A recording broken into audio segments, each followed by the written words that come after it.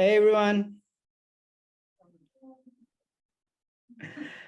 Hello, I am Saif. As Shuning was mentioning, we used to study together in our PhD days, and now we are all working. And I think many of you would be PhD students as well. Is that true? Yeah. So I look forward to all of you graduating and doing similar talks in the future yourself. All right. I know this is a computational social science workshop, and so a lot of you have been learning about a lot of computational research over the past few days.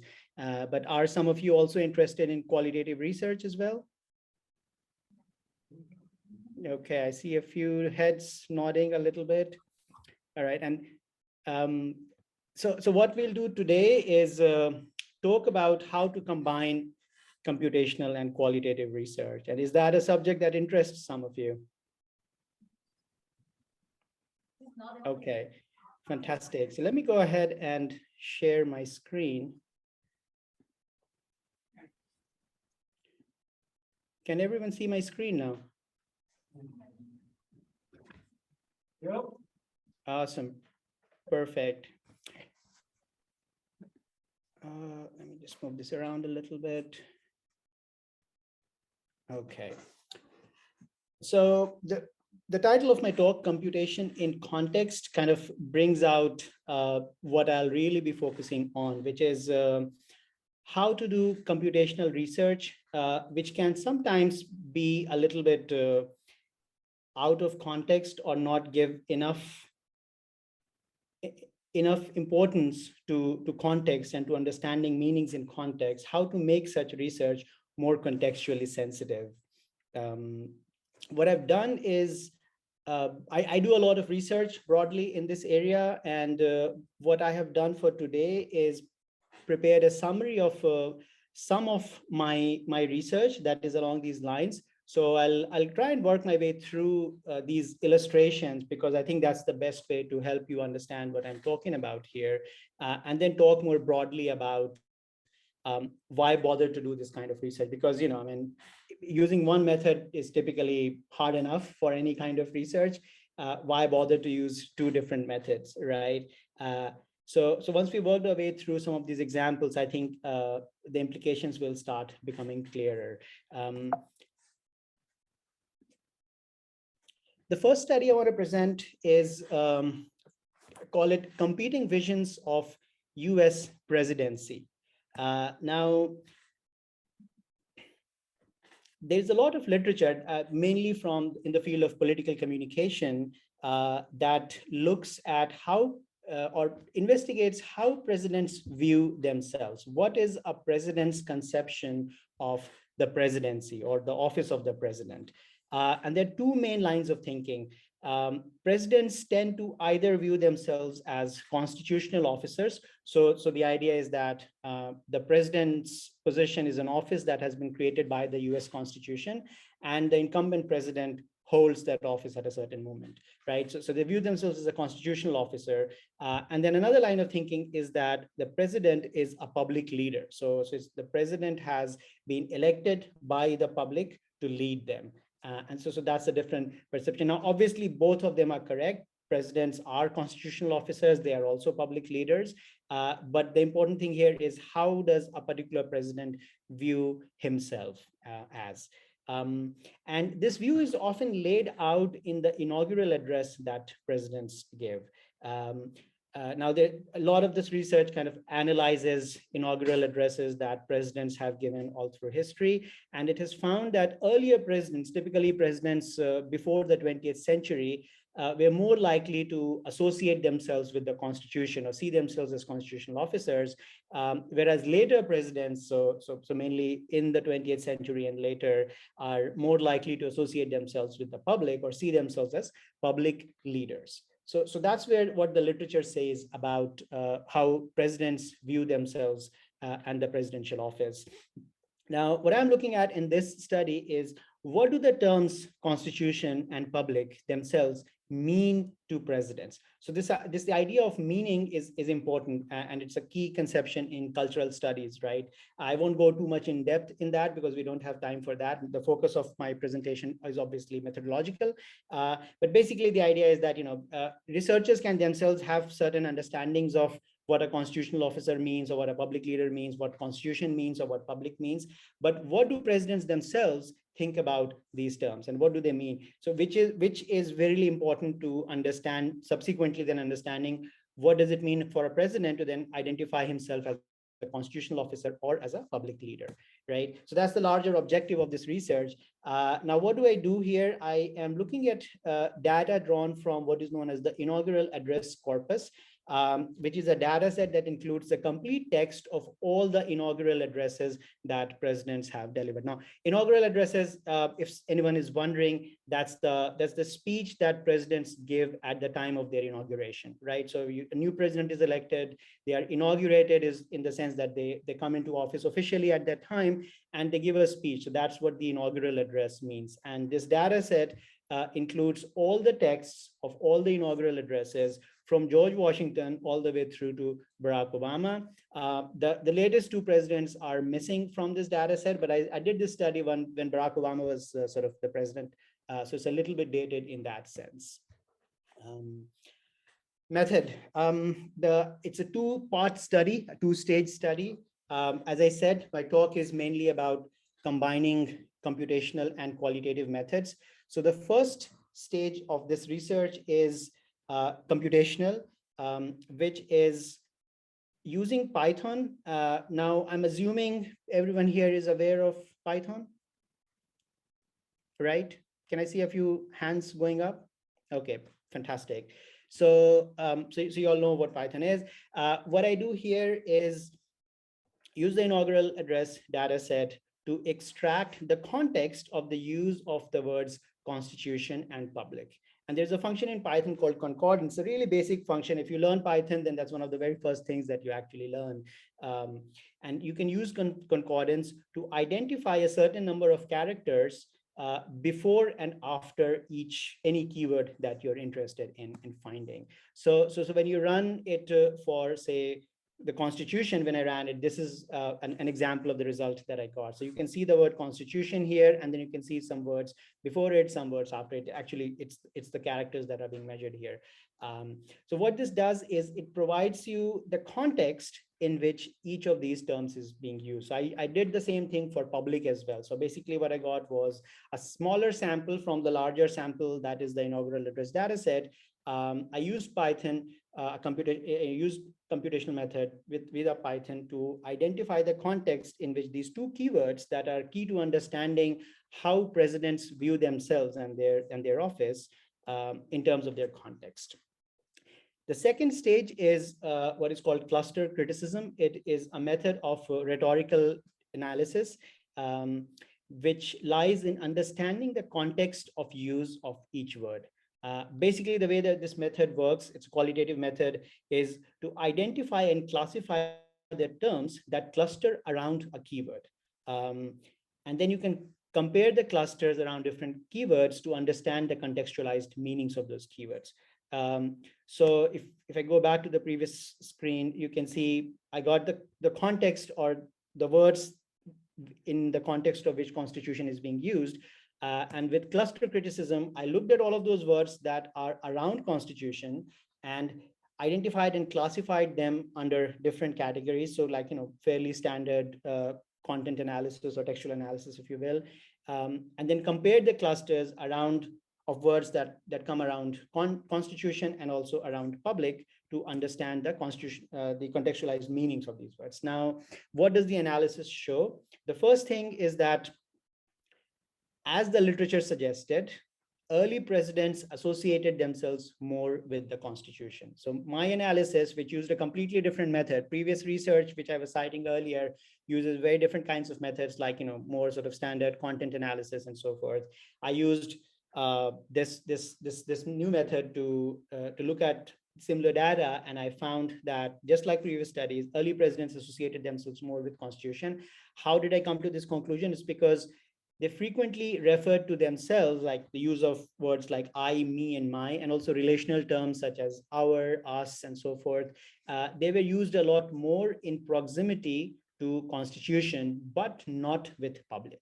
So this shows that they are much more likely to associate themselves with the constitutions, and this was particularly prevalent among the early presidents of the United States. But then more importantly, this study's purpose was to understand how do presidents interpret the meaning of these terms themselves, constitution and public, right? So what I found was that presidents view United States itself as a constitutional entity. So not just themselves, but the United States itself is seen as a constitutional entity because we see the clustering of terms like United States, country, nation, national, various combinations of it with constitution, but not with public. So this is really important to understand that, the United States, you can think of it as like, a country of people, right? But that's not what comes through from this analysis, that they tend to view United States primarily as a constitutional entity. And then they view public itself as a client, or more specifically a financial client whose accounts they have been elected to manage. So this is a really interesting sort of way of thinking about presidency, that, and this emerges from the clustering of terms like debt, revenue, money, account, payment, etc., with the term public. So you see a lot more use of these kinds of terms with the public, whereas with constitution, you see the use of words like United States, country, nation, and so forth. So this indicates very different understandings of these words themselves, constitution and public, which then translates into how the presidents then view themselves in relation to the constitution and the public, and how that leads to their own understanding of the office of presidency. So that's broadly what the first study was about. It looked at how it used Python, one particular function in Python called concordance, from a much larger data set, which was the inaugural address corpus of all the text of all the inaugural addresses from all the presidents up to Barack Obama. It identified a smaller, theoretically derived couple of samples of, of keywords in context of constitution and public, and then analyzed the context themselves qualitatively to better understand what are the meanings of these terms for the presidents who are delivering the inaugural addresses and how they vary compared with each other. All right. Any quick questions? All right, we can have more questions toward the end of the talk. So my next study, it's titled Facing Up to Facebook. So a completely different context, if you will, for this study. Now, the objective of this study, before we come to that, some background. India is, and I'm originally from India, so that's kind of where my interest in this study lies. India is Facebook's second biggest market after the United States. So India has more monthly active users on Facebook than any other country apart from the United States.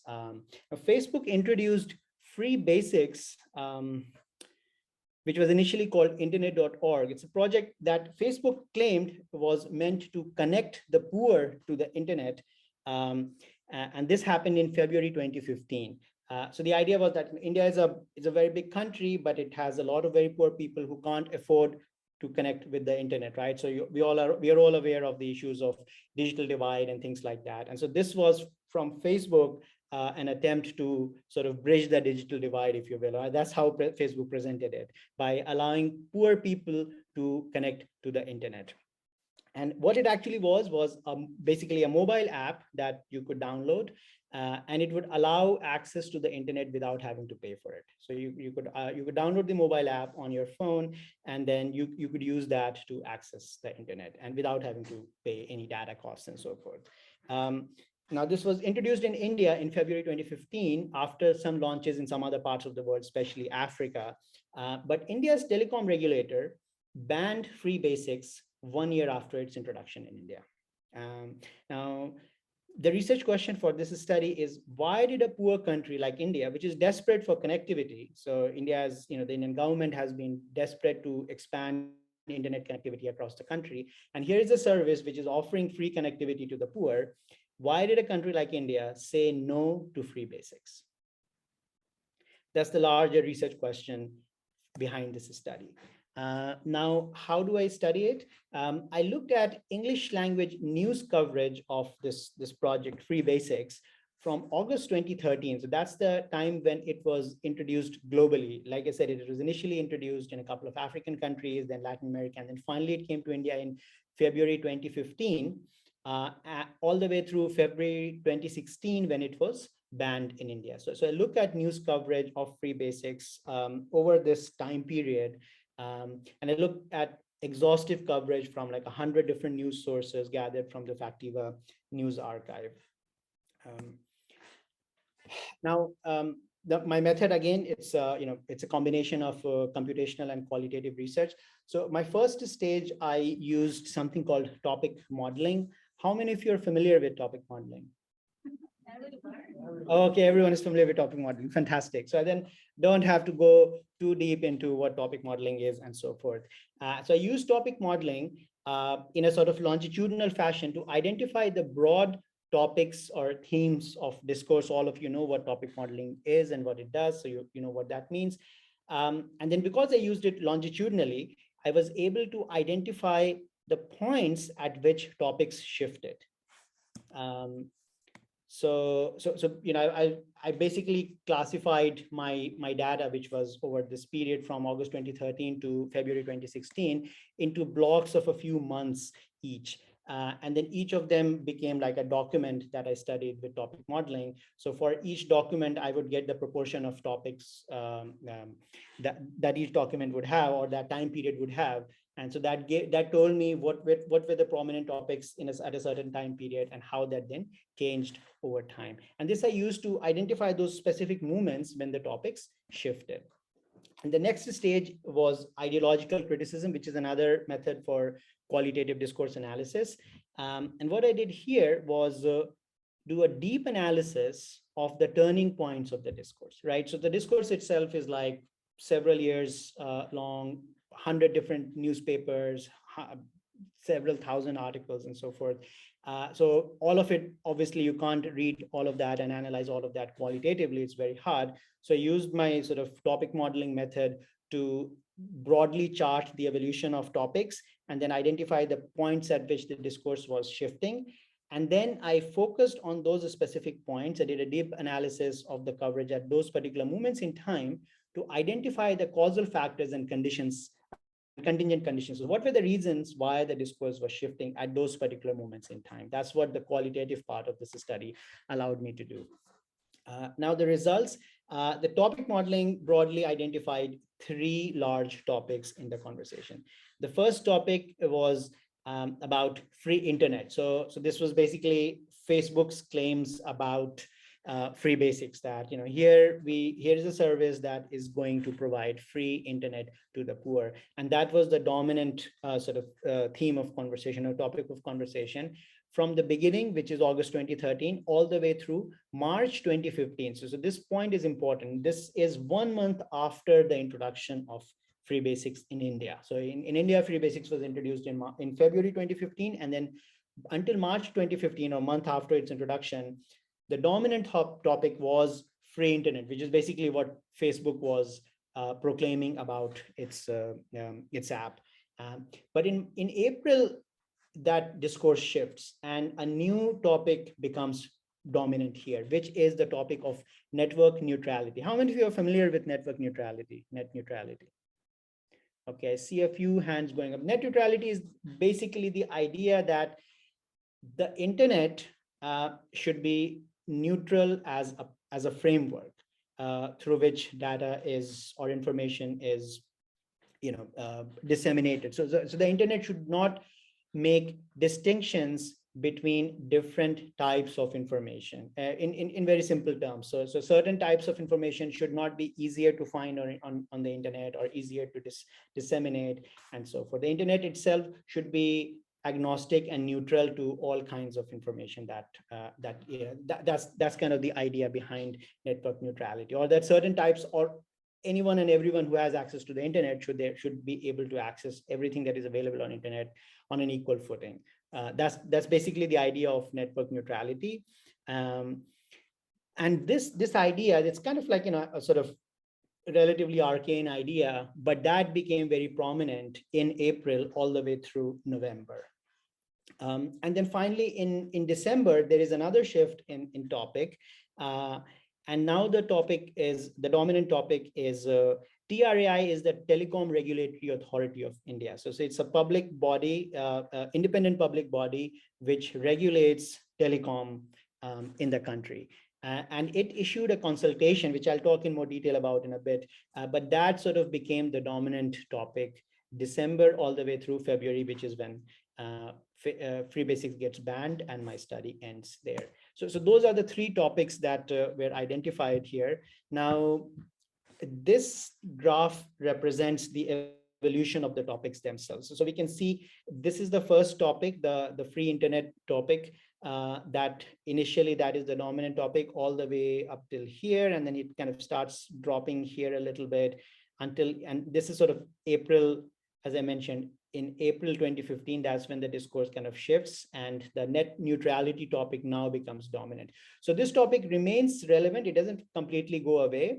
And net neutrality was also there before, but this is the point at which it becomes predominant. So that's the key thing to notice here. And then the net neutrality topic also sort of grows and then starts falling a little bit later up until this point in October, or rather in December 2015, when the tri-consultation topic becomes predominant and goes all the way through to the end, right? So these are the three broad topics, and this graph sort of represents the moments in time at which one topic shifted to, was overtaken by another topic. And those were like the turning points, right? So my qualitative analysis now focuses on these turning points. So I look more closely, more qualitatively, more deeply at the data from these particular moments in time when the shift is happening to understand what exactly is going on. What is the reason why the discourse is shifting from one to the other, right? And so the turning point first, when we saw topic 1 being overtaken by topic 2 in April 2015, what happens in April 2015 is that a local company launched a rival service to the Facebook Free Basics service in April 2015. And its business model raised concerns about network neutrality. So I won't go too much detail of this, but it had a business model which was criticized about, because it was apparently violating network neutrality principles. And then as a result of that, some of its partners started pulling out of the service launched by the local company called Airtel, and they were citing network neutrality concerns. So now all of a sudden, when this starts happening in the context of a local service, digital activists who are, because network neutrality is not something that the public in general knows about, talks about, right? And so newspapers started approaching digital activists and experts and lawyers and so forth to better understand what exactly is network neutrality, why is it a problem, or why is its violation a problem, what is going on, and so forth. And so when they started talking about this, they had already been pointing out, even previously, that Facebook Free Basics also violates network neutrality principles. But their voices had not been heard. They were not very prominent up until this moment in time. At this moment, because of a local service getting launched and other things happening, other partners pulling out, citing this concern, and the newspapers then going to these digital activists and experts to talk about why this is happening and so forth, they started talking broadly about network neutrality. And they then started pointing out that it is not just Airtel, but Facebook itself and its Free Basic service that is also violating network neutrality principles. So basically, as a result of these sort of things happening in that particular moment, that the discourse starts shifting, and the conversation, which was previously about how Facebook Free Basics provides free internet to the poor and so forth, shifts, and that the dominant topic now becomes network neutrality. And this leads ultimately to Facebook being forced to rebrand internet.org. That's kind of what it was originally called, to Free Basics. We're talking about it as Free Basics, but up until this moment, it was not even called Free Basics. It was called internet.org, and it becomes Free Basics during this, after this turning point. So this is the first turning point, which kind of shows how these really contextual factors, these little things happening, a lot of different things happening at a certain moment in time, that then leads to this larger shift in the discourse. And then the second turning point happens toward the end of the year in around December 2015. Now, the Telecom Regulatory Authority of India, as I mentioned, it got a new chairman in the middle of that year. So the previous chairman, he had issued a white paper, a consultation paper, in which it was asking, because up until this time, because it's a telecom regulatory authority, they don't even know if they should be regulating things like Facebook and free basics and mobile applications and things like that or not, because their main domain is regulating broadcast services, right? That's what telecom typically means. So they had issued a consultation paper just asking for public opinion on whether this institution should even be regulating these kinds of things or not. And when that had happened initially, nobody had paid attention to it, because governments issue white papers, nobody ever bothers about them, nobody takes cognizance of them. However, but that was under a previous chairman.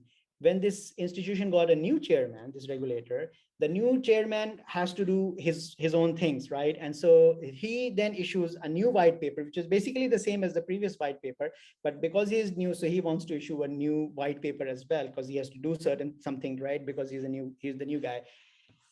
But because that the conversation has now shifted and network neutrality has become a big concern, as we were just talking about, the new white paper gets a lot of response. Like literally thousands of people then start writing in and sending letters and emails and so forth to the Telecom Regulatory Authority of India on this issue. There were public protests against Facebook and free basics and things like that. So, and a lot of other things are also happening, which I can't go into too much detail in right now. But basically, what the important thing to note here is that these little contextual factors, which large scale data analysis is not going to point out that, oh, there's this new chairman coming in and he is thinking about doing something because he's the new guy in town, and so he has to do something. So he kind of does the same thing that the old guy had done, but because of this new atmosphere, this new context, it leads to a completely different kind of a response, which then blows over as well. Lots of scientists and technology lobbies and so forth also got involved in this. And then ultimately that led to the regulatory authority issuing a new public policy by the end of February, which enforced network neutrality, and that effectively banned the Free Basics project. So that's kind of the larger point of this study as relevant for this presentation, which is like how the sort of the big data analysis using topic modeling, which gave us a broad framework of what were the key themes, the key sort of discussion points, and how they evolved over time at certain moments, how they shifted and so forth. And then using more qualitative analysis, which focused in a very pinpointed manner at those moments in time when the discourse was shifting, I was able to better understand exactly what were the things that were going on, to get a complete picture of exactly why and how this discourse shifted, which ultimately resulted in this service being banned from India, which on the face of it was a very surprising thing to happen. But as this paper shows, a lot of little things, a lot of can happen over time that can lead to these big changes in policy as well. All right, so after that, I now move to my third and final study that I want to talk about today. So I'll take another 10-15 minutes with this, hopefully. This is about Black Lives Matter going global. So I hope everyone here is familiar with George Floyd's killing in the summer of, when was it, 2020? Right. So George Floyd's killing in the summer of 2020, May 24th, I think, 2020, led to wide-scale Black Lives Matter protests, not just within and across the United States, but basically around the world. There were people protesting with Black Lives Matter banners everywhere. Literally, well, not literally quite so, but yeah, I mean, like, in countries, in every part of the world, there were Black Lives Matter protests happening. Now, as we all know, Black Lives Matter is a very US-centric movement. In fact, they have, the movement itself has made specific efforts to keep it like that, to keep it very, very focused on the concerns and issues related to the Black community in the United States. right? Because because they see value in doing that, and rightly so. Um, so my question then is, why are people in different nations, in different cultures, protesting about Black Lives Matter suddenly? What is going on? What relevance does Black Lives Matter have for them? Why are they doing this? And then secondly, what is the role of social media in enabling Black Lives Matter's globalization, if you will? Because we know social media played a very important part in the emergence of Black Lives Matter itself. I suppose everyone's familiar with that story. If not, we can talk about it later. But yeah, like, it started as a movement on social media, on Facebook initially, and then Twitter. So what is the role that social media is now playing in enabling the globalization of this movement, right? So those are my two large research questions for this study. Now, what I do, I focus on three countries in particular: Brazil, India, and Japan. Um, the scholarly reason for this is that these are three completely different countries, right? Brazil, and completely different cultures, completely different political contexts, completely, they have completely different social issues, and so on and so forth, right? So that was the reason why I chose, like, how does Black Lives Matter spread into these completely different contexts and countries, so as to understand why is this happening in so many different countries in different parts of the world. The sort of other reason for me doing this is that I had students who could study Portuguese and Japanese, and I, being from India, I could obviously study Indian languages, and so that was also helpful, a more sort of practical reason for me to do this research in this way. But there were, genuine sort of academic scholarly reasons as well, and the other reason was also that besides the United States, these three countries have the highest use of Twitter. So that was the sort of the other justification for focusing on these three countries. But yeah, like I said, the main thing was that they are completely different cultural and political contexts. And so the data that I collect was basically tweets that used Black Lives Matter and related hashtags. So we got a bunch of hashtags, including #George Floyd and Justice for George Floyd and things like that. And we collected data over a sort of a fortnight. So 25th of May, which was the day after the killing, or the day of the killing, something like that, all the way through 9th of June. And the reason for why it's 9th of June is because after 9th of June, there's this huge surge, basically after 25, May 25th. And then it starts slowly going down around, like, 2nd June, 3rd June or so. Up until 9th June, it's still fairly large, the volume of tweets being produced on using those hashtags. But after the 9th of June, there is like a significant drop. So we kind of focused on this approximately 2-week period for our study. Now, what we did was collect the tweets from each of these three countries that were using those hashtags. So, large numbers of tweets. And then the first stage was computational. So use social network analysis are people here familiar with social network analysis? A little bit. I see a few hands going up. Okay, so we can talk more about it if you need to. Basically, what we did was to identify the most influential accounts in the retweet networks. So we built who was retweeting whom, basically, in those tweets. If you study Twitter, you would know that the overwhelming majority of tweets in any corpus tend to be retweets. So there are very few or relatively few original tweets that are posted in any corpus with any, you using any keywords or hashtags. Typically, mostly people retweet other people, right? And so those who are being retweeted a lot, they tend to become then more influential, right? Because their voices then start spreading further and further along the network. And there are various metrics to measure that kind of influence.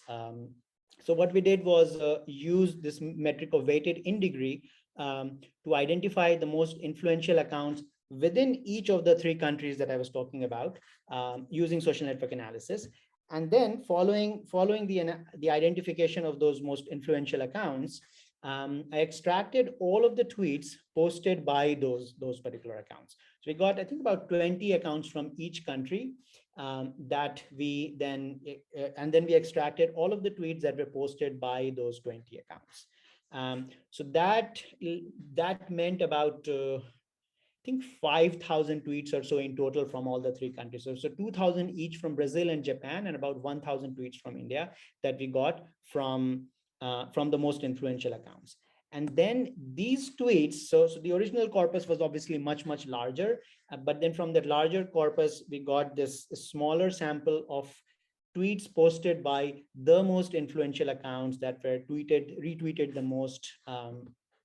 And then we did a qualitative textual analysis of these tweets themselves. So this was like a deep dive into the smaller sample of tweets from the influential accounts that we got to identify what were the key themes, because we assumed that these are the themes that represent the dominant discourses, because these are the tweets that come from the accounts that were most retweeted across in the three countries. So the tweets that they have posted represent the dominant conversations, the dominant discourses within each of these countries, right? Now, this is just a visualization of the Brazilian Twitter network. You can see Your Anon Central is the Twitter handle of Anonymous, the hacker group. If anyone has heard of them, I suppose a lot of people would have.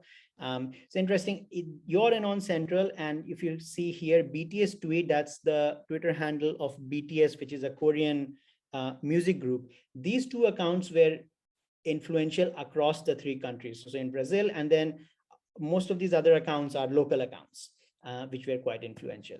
And then in India, we again see Your Anon Central here, and then BTS Tweet as well as being quite influential. And then all of these other accounts are like India-specific local accounts. And finally, in Japan as well, you can see BTS Tweet here, and then Your Anon Central is also somewhere here. The size of the names here kind of represent the degree of sort of influence that they had within the networks. Anyway, so the larger takeaway is that these two accounts, BTS Tweet and Your Anon Central, which were influential across the three countries, and then a lot of local accounts were very influential in each of these countries. And so, like I said, we extracted all the tweets posted by these accounts, and then did a qualitative textual analysis of those tweets, because these tweets represented the dominant sort of discourses within each country. But I won't go too in depth into the findings in general, but what we did after the analysis, and like I said, I did this study with the help of two of my students. So I was teaching at the American University in Washington, DC at that time. And I worked with a couple of my PhD students. One is from Mexico, but she speaks Portuguese very well. And the Brazilian tweets were mostly in Portuguese. And then one was from Japan, who obviously knows Japanese. And then in tweets from India, a lot of them were in English, but then also in Hindi, and so I know Hindi. So what we did was each of us then qualitatively analyzed the data that we got. And that also sort of reflects the limitations of computational analysis, because you can't really do a lot of things like topic modeling and so forth with data from different languages. I mean, you can to a certain extent. That is sort of that's an area that a lot of people are working on as well, but it is quite hard to do that, especially in one project in ways that are sort of replicable and so forth. So we ended up deciding, we tried a couple of different quantitative things as well, but then ended up deciding to do a qualitative analysis of those tweets in different languages from each of those countries. And we ended up with this sort of identifying this analytical framework of across two dimensions. So we found resonant tweets were tweets that were in harmony with Black Lives Matter's message of social justice, whereas reactionary tweets were opposed to this message. And then under both of them, we found global tweets, which were about the movement itself, Black Lives Matter, as well as local tweets, which shifted the conversation to a local issue or struggle. So this is basically what our framework looked like. Some examples of it. So resident frames, like I said, were tweets that were talking about, that were in harmony with BLM's message of social justice, right? So this included tweets, for instance, that talked about police brutality, which is a global concern. So mostly these tweets, they were tweets that were talking about police brutality in the US and so on and so forth. But then there were also tweets that were resonant with Black Lives Matter, but focused on a local issue, such as there's this Muslim Lives Matter movement in India, which was about Muslims being a minority in India, the kind of discrimination that they were facing, people who tweeted kind of drew parallels between Muslims in India and Blacks in the United States. So in this way, they sort of hybridized Black Lives Matter to connect it with a local issue or concern. But then we also saw reactionary tweets, so tweets that were opposed to Black Lives Matter's, basic interest in social justice issues. And these again had both a global and a local dimension. So on the global dimension, there were tweets that were talking about how Black Lives Matter is basically a violent movement and so forth. So related to the global movement, which was Black Lives Matter. But then there was localization of reactionary tweets as well. So just like, there were tweets about Muslim Lives Matter in India. So in Japan, there were tweets which were talking about the discrimination against immigrants who come and live and work or study in Japan. So they were talking about how they face discrimination and violence and so forth in Japan. And that was part of the resonant frame. And then there was a reaction to that as well, where sort of more right-wing forces in Japan, they talked about immigration issues not being like, real issue in Japan and so forth. So this sort of, was, this was the local reactionary frame. So broadly, we then identified all of the tweets along these two dimensions into these four cells, if you will. And we talk in more detail about that in the paper itself, which I won't necessarily get into right now. But we can, now that we've talked about these three different studies, which sort of take us step by step to sort of more sophisticated ways of combining qualitative and computational methods. What are our key takeaways? What do we learn from all of them together? What we learn is that it's possible to approach research design in a hybrid manner and use different methods to address the limitations of the other. So the idea here is not that you just throw in qualitative and computational methods together because it's a good thing to do. That's not what I'm advocating at all. In fact, there are times when I've been asked to review papers for journals in which the writers have used computational and qualitative methods, and then I have in my review told them not to use both the methods, to do away with one method and just keep one method in the study, because they have not done it in a proper way. And so, the use of one method is kind of irrelevant in those kinds of studies. So the important thing here is to hybridize those methods so that one method can address the limitations of the other, because every method has its limitations, right? And if you can combine methods in a way that one addresses the other's limitations, then that is a proper hybrid approach to research design, a proper mixed methods research design. And computational methods bring sampling rigor and analytical scale to the table, right? So as I was saying, qualitative research is often criticized for not being very rigorous in terms of its samples. Like a lot of qualitative studies are like, oh, you are cherry picking your examples to kind of make your point, and this is not rigorous scientific research. And sometimes that criticism is quite true of qualitative research. Computational methods don't have that limitation. They bring rigorous sampling to the table. At the same time, they bring analytical scale, right? You can look at very large amounts of data, or what is sometimes called big data, using computational methods. So over long periods of time, like the inaugural address corpus, all the inaugural addresses, all the way from George Washington to Barack Obama, or across multiple countries, or across several years, or whatever, as I saw. So they bring that kind of analytical scale to the table. But those are the strengths of computational methods. What qualitative methods do is add depth and contextual sensitivity to the analysis. So sometimes the use of computational methods lacks depth, lacks contextual sensitivity. There could be other limitations like the language issue that I was talking about and so forth. And so adding a qualitative component to the study then helps address those limitations of computational methods. And it overall then helps a study balance both validity and reliability concerns, right? So validity concerns that can stem from the use of computational methods, very large scale methods, and reliability concerns are typically related to qualitative research, lack of rigor in sampling and things like that. So using them together can balance validity and reliability when it comes to research, and it can also then contribute to the development of theory, as we saw in some of the studies that we were talking about. So those are the key sort of takeaways from the three studies that I presented today. And with that, I wrap up my talk, and I am happy to now answer questions.